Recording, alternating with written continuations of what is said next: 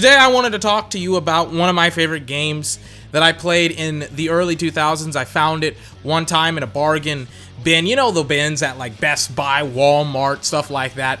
The bins where you can play and find a game for like $5, $10, maybe even $20. The really, really cheap games. And I found Mafia 2 in one of those bins, and I was like, I don't know what this game is. I don't know what it's all about. I don't know exactly why I'm purchasing this game. It just looks cool, and it had that PlayStation Greatest Hits, you know, that red bar or that red box that came with the PlayStation 3 best games. I don't know if they were best-selling games or if they were critically reviewed, but that was one of those games that had that red box, and I was like, man, I'm so excited to play this game, because usually I enjoyed those types of games. I always started and stopped playing Mafia 2 because it was such a great game. I never wanted it to end, but eventually I had to let it end. I had to let it go. I had to complete the game fully. And when I did, I was happy and I was sad. And I realized, and at the time I didn't realize why I was happy and I was sad. Well, I was happy because of the ending, of course. I'm not going to spoil the ending for you. But I was happy because I finally finished the game, but also sad because of the ending of the game. And at the time I didn't realize how many cues it took away from the Godfather films, The Godfather Part 1 and The Godfather Part 2 and Goodfellas and a lot of crime movies, iconic crime movies, and the developers, they made sure, hey, this isn't going to be Grand Theft Auto. We're going to tell this game in chapters, in a series. We're going to put you in Empire Bay. It's going to be grounded. It's going to be realistic. You're going to see characters. You're going to see a guy be pretty much like a mafioso. He's going to come back from Vietnam, and he's not really going to have a lot of prospects in the neighborhood. He's not really going to be able to do a whole bunch of stuff for the area around him, and most importantly for himself and for his family. His family, they need him to be successful, and he's not successful. So then he gets into the mafia, and he starts doing some odd jobs for them, and he starts getting opportunities. One of my favorite parts of the game is when you steal your car, the convertible car, the most iconic car in the game, in my opinion, because that's the car that you'll have for the majority of the game. You steal that car, you take it with you, and that's yours. And that's the difference between you fighting in Vietnam and you stealing this high-end car. There's a risk factor to both, but one has a higher reward than the other.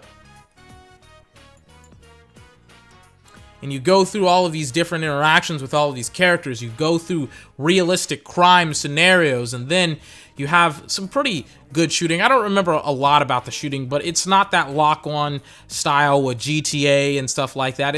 I think it's free aiming and stuff like that.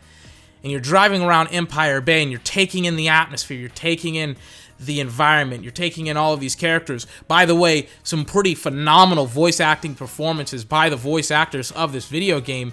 And you're like, fuck, man, this is a mafioso movie made into a video game. Obviously, there's been mafioso movies turned into video games, but not like this. Not like where it's trying to tell you a whole new story and a new environment with new characters and a new theme. And it's just different than what I've experienced in the past 10 to 15 years. And in my entire life when it comes to video games, there's been games where, like GTA, where criminality is definitely a part of the video game. There's this great quote from, I think, the director of the Narcos series, where he said that the main character within the Narcos series isn't, you know, the DEA agents, it's not the cartel leaders, it's the cocaine, it's the drugs, it's the cause of a lot of the issues that surround the majority of the characters in that TV show. And that's similar to the Mafia 2. A lot of the main character is the criminality that you can do within that video game, and how it can bail people out of situations, and how it can make people's lives more fortunate and all of that good stuff. And you see that affect Vito, and you see that affect his partner, and you see Vito kind of just go into this horrible life of crime, and how the things that he wanted out of crime and what crime could do for him, he does get, but he loses some of the things that he values most to get to where he is in life. And I love that video game. I wish that they had made more, not just Mafia 3. I wish that they had stuck in that era, or that they would go back to that era and create another video game within that era. I don't know. We'll see, though. I don't know if they will, but I hope that that's something that they will do. 2K is concerned pretty much with the NBA 2K series, which to me is a big disappointment because you obviously have the Mafia series just waiting for somebody to come along and do something with. And I hope it gets another shot. I hope it gets another game. I hope they do something with it, but you know, we'll see. This has been 24. Remember to like, comment, favorite, and subscribe for more. Until my next video, I hope you have a fantastic day, and I will see you next time. Bye-bye.